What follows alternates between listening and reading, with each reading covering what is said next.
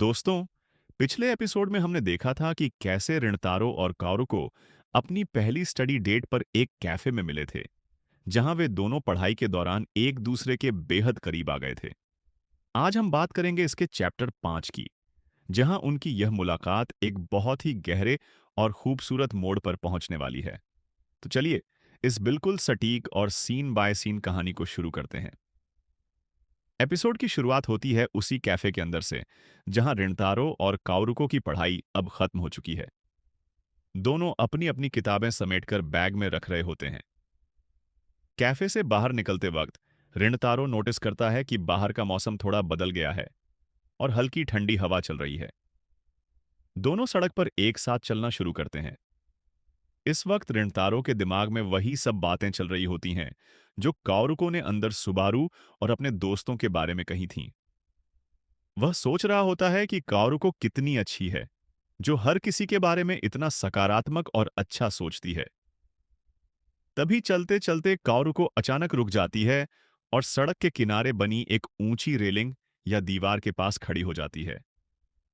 वह उस दीवार के ऊपर चढ़ने की कोशिश करती है ताकि वह रिणतारो की हाइट के बराबर आ सके। रिणतारो उसे ऐसा करते देख थोड़ा हैरान होता है।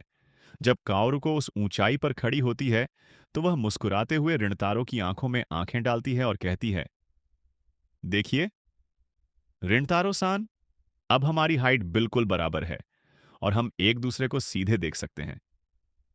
रिणतारो उसके इस बचपने और मासूमियत को देखकर अंदर ही अंदर मुस्कुरा उठता है। लेकिन तभी काओरुको के चेहरे पर एक हल्की सी उदासी आ जाती है। वह नीचे देखते हुए कहती है कि कभी कभी उसे महसूस होता है कि उन दोनों के बीच एक बहुत बड़ी दूरी है। चिदोरी हाई और किक्यो गर्ल्स एकेडमी के बीच जो समाज ने नफरत की दीवार बनाई है, वह दूरी बहुत बड़ी है। रिंतारो को लगता है कि काओरुको शायद उनके अलग अलग बैकग्राउंड की वजह से परेशान है। लेकिन काओरुको तुरंत अपना सिर उठाती है और एक बहुत ही ब्राइट स्माइल के साथ कहती है, लेकिन भले ही हमारे स्कूल्स के बीच कितनी भी दूरी हो, मुझे खुशी है कि हम दोनों इस वक्त इतने करीब हैं और एक दूसरे के साथ खड़े हैं। काओरुको की यह बात रिणतारो के दिल पर सीधा असर करती है। उसे रियलाइज होता है कि जो दूरी समाज को दिखती है, वह काओरुको के साफ दिल के सामने कुछ भी नहीं है। काओरुको ने उस अदृश्य फासले को कब का खत्म कर दिया है। रिणतारो का चेहरा थोड़ा लाल हो जाता है और वह कसम खाता है कि वह भी इस रिश्ते को बनाए रखने के लिए अपनी तरफ से पूरी कोशिश करेगा। इसके बाद काओरुको के जाने का वक्त हो जाता है और वह रिणतारो को बाएं कहकर चली जाती है।